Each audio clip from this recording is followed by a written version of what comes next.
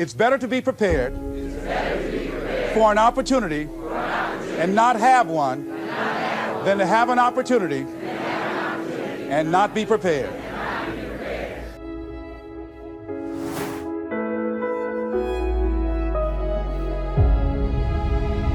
You see, when you're not pursuing your goal, you are literally committing spiritual suicide.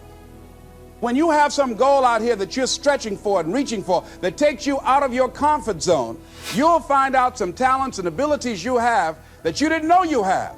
I started speaking just to elementary school kids because I knew they didn't know what I was talking about. And they gave me all kind of standing ovation. We like you, yeah. Then I graduated up to junior high school and then to senior high school and then to various community groups and church groups and civic associations and then to colleges and to businesses. Now I'm traveling across the country and then traveling nationally and internationally. But I never would have discovered what I'm able to do right now if I wasn't willing to take a chance. And you've got to be willing to do that. You've got to believe in yourself. A lot of people love me to tell this story. When I got out of school, you know, my first major goal was to buy my mother a home, and my hero in broadcasting was Paul Harvey, and I wanted to become involved in broadcasting, and I loved the disc jockeys that were on the air, and I wanted to become a disc jockey. See, so I started working to develop my communication skills and expand my vocabulary. I started visualizing myself being a disc jockey. I saw myself on the air having a talk show and playing records and people listening to me. That was my vision. That was my dream. I held that in mind constantly, and I would practice all the time. Practice makes what? Absolutely not. Just dislodge that from your mind. Practice only makes improvement. Perfection doesn't exist. You need to take it out of the dictionary. It doesn't exist. Practice only makes improvement. You can always better your best. You have not done your best work yet. As long as you're here, you have a chance to transcend yourself. So don't believe in perfection. It doesn't exist. It only makes improvement. So I would practice every day. And finally, I went over to this radio station, asked a guy for a job named Mr. Butterwall, and I said, "How you doing, sir? I'd like to get a job."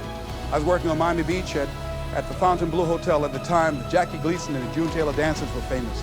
And my favorite program on television, most people would not remember, John Beresford Tipton. "Hi, my name is Michael Anthony. I have a check for $1 million. How many of you remember that program, all right? The Millionaire, that was my favorite program on television, you know. So this is my fantasy, you know, and every time we would drive from Miami Beach, I would fantasize, oh, that's the house. When I get my million, I'm going to buy my mother that home over there. So that's my fantasy. So I went up to Mr. Butterball, and he said, "Do you have any radio experience?" I said, "No, sir." "You have any background in journalism?" I said, "No, sir." I said, "But I can never get experience if you don't give me the opportunity. I've been practicing a lot, sir." He said, "I'm sorry, we don't have any job for you." I said, "Thank you, sir." He didn't know my reasons for being there. My reason, I wanted to use radio as a means to earn the money to buy my mother a home.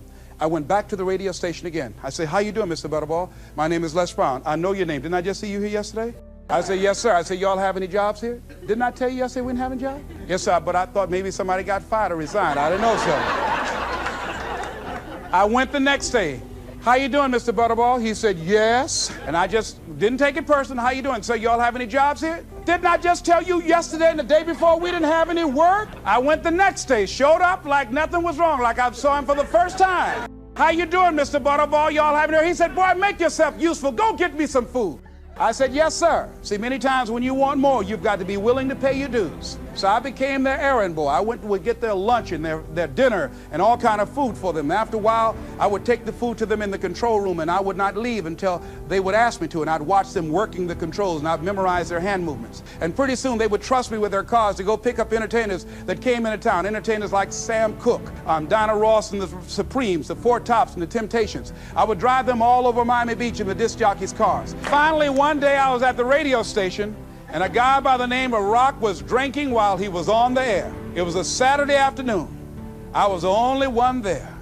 None of the other jocks were available, and I was looking at him through the control room window. Pretty soon the phone rang. It was the general manager. I said, "Hello?" He said, "Les, this is Mr. Klein." I said, "I know." He said, "Rock can't finish his program." I said, "I know."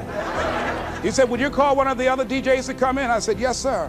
I hung the phone up. I said, "Now he must think I'm crazy." I called my mom and my girlfriend Cassandra. I said, "Y'all come out on the front porch and turn up the radio. I'm about to come on the air."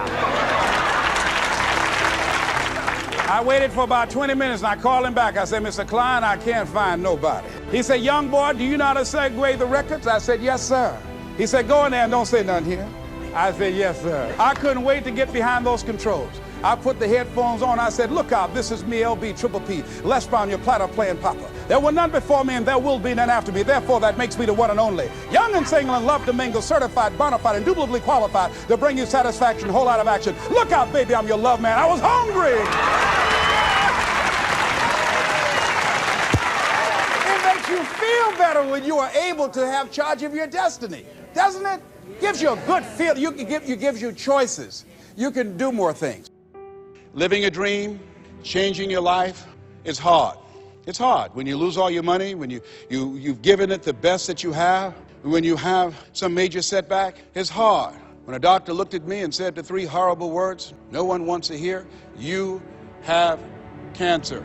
It was hard to mobilize my mind and spirit, to listen to tapes and music and read scripture and be around other people and seeking out other prostate cancer conquerors to believe that I could do this. It was hard.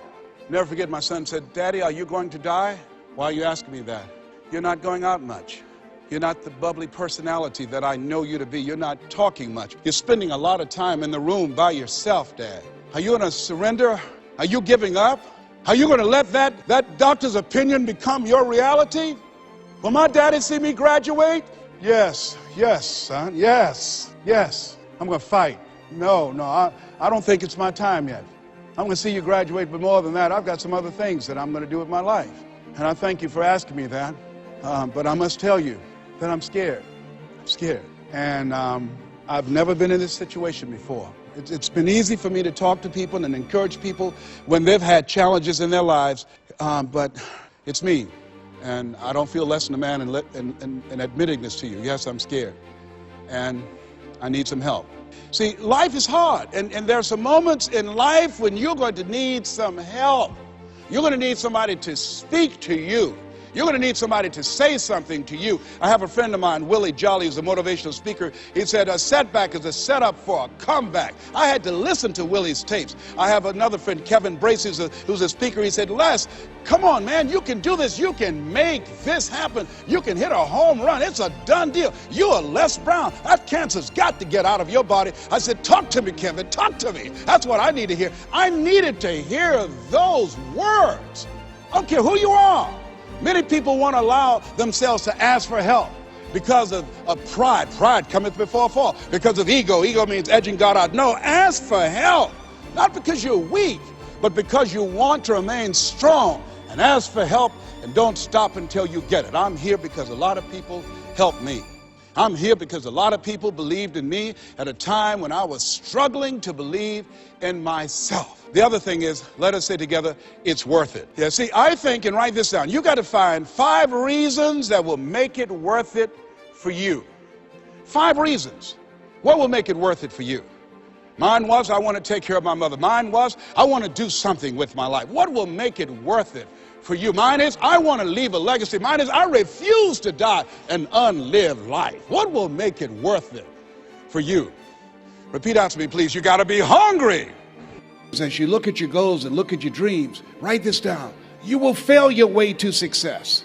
See, 85% of people allow their fear of failure to outweigh their desire to succeed. You're going to make some mistakes, and it's okay. Anything that's worth doing is worth doing badly.